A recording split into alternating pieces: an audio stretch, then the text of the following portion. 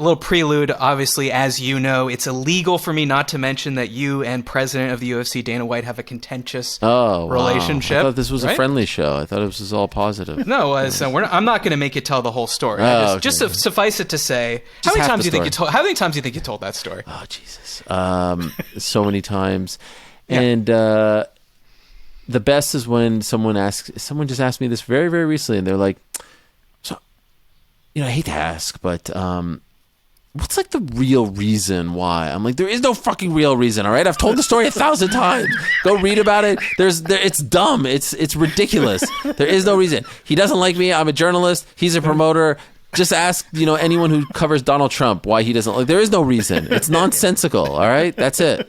Okay, the real reason, and you heard it here first. Yeah. This is a scoop. They went out for dinner together. Yes. Dana White called it bruschetta. Yeah. Ariel said it's bruschetta. They got into a big fight about it, and now they don't speak anymore. Oh my God, that's a good one. But you're right, exactly as you said. You're a journalist. You reported on something, as is your job. He got upset, kicked you out. There was some maybe potential later stuff when you were part of ESPN where he turned the screws to you, but tried. Yeah. We're not going to go into the whole story. It's just a contentious relationship. Yes. He's the fifth estate, okay? This is what he's supposed to do. This is his job. All right, so here's the 3 scenarios of pick your poison, things that you have to do with Dana White. Oh, okay? Geez. All right, number 1. He asks you to help him move, offering pizza as a thank you. Oh. Then you get there. Nothing's even in boxes. You say, Dana, I offered to help you move, not help you pack. But after spending the day rolling up glassware and lifting heavy objects into his trunk, he orders you a small Little Caesars pizza, cheese only, no crazy bread. Okay, that's the first scenario. Okay, all right. Okay? Sounds like something you would do, by the way. Okay. Scenario 2.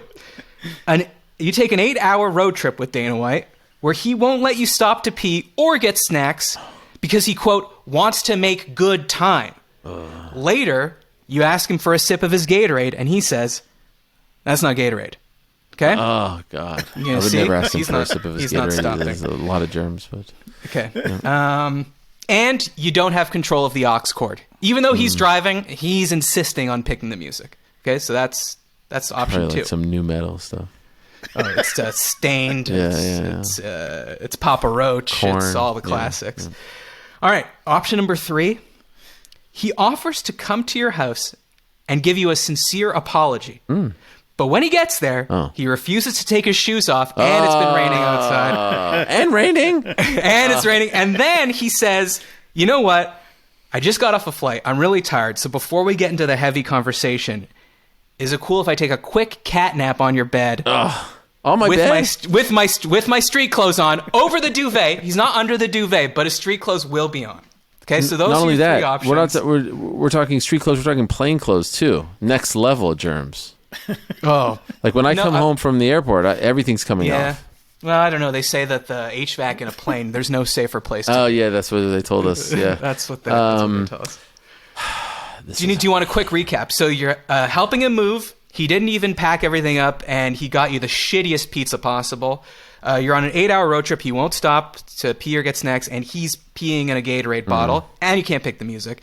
Or 3, he's apologizing to you, but the caveat is he's not taking off his shoes, and he's napping on your bed in his plain clothes. Obviously, there's issues with all 3. I would say so, yeah. A big issue for number 3 for me is, do I really want to tell him where I live? Well, come see, come out. What are his true intentions? So just for that reason alone, I'm crossing off 3, plus the shoes, plus the sleeping on my bed. I mean, like, it's just, it's one step too far. Okay. So the apology is not that important to you. You're willing to forego it. Well, there's just too much there. There's too much baggage there. It's too much baggage. There's too much baggage. Being stuck in a car for 8 hours with, no knock on him. Lovely fellow. I don't really want to be stuck with anyone for 8 hours because it's kind of my nightmare. You just have to, I'm the kind of person, I don't like awkward silence, right? So I'm just going to pepper you with questions.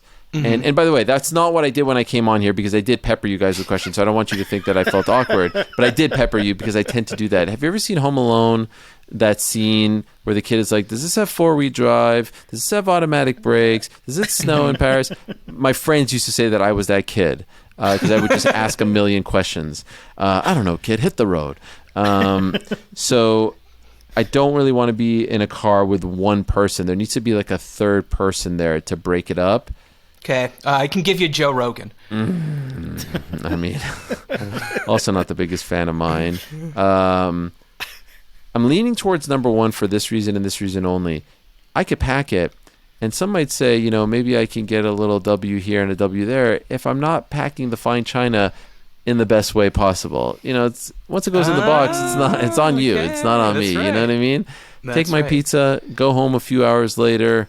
I know where he lives. He doesn't know where I live. Perhaps we bond over a couch moving process or something like that. We decide to let bygones be bygones. I feel like there's a lot of bonding and a lot of like in the bunker type of moments. I got your back, you got my back. So I feel like the one that would actually, and then, you know, if you need a break, go outside, you know, catch your breath. I feel like the one that would actually be the most beneficial to our relationship, and the one that, believe it or not, would be the least amount of stress on me, despite the fact that it involves some physical activity, would be option one, helping him move, despite the fact that he didn't pack. I think that's beautiful. Like, here's a scenario I'm thinking about as you were talking about it. You got the newspaper out to wrap up some glassware, right? Mm-hmm. You come across the funnies page. You know, you're like, Dana, look at what Doonesbury's up to. You know, now you're laughing, and it's just like old times again. I kind of feel like that could happen. Plus, you know, I'm sure he has a picture or two of us from back in the day. Oh yeah, he's wrapping it up. Remember this? Those are good times, man. It's a picture of you hugging so hard. Yes, we haven't done one of these interviews in a while. You know what? Maybe we should do it. Maybe we should get the band. You know, like that kind of stuff. I feel like. Is there anything more nostalgic and emotional than packing? Right? Mm-hmm. Memories, chapters, all flying in your brain. So yeah, I feel like that's the one.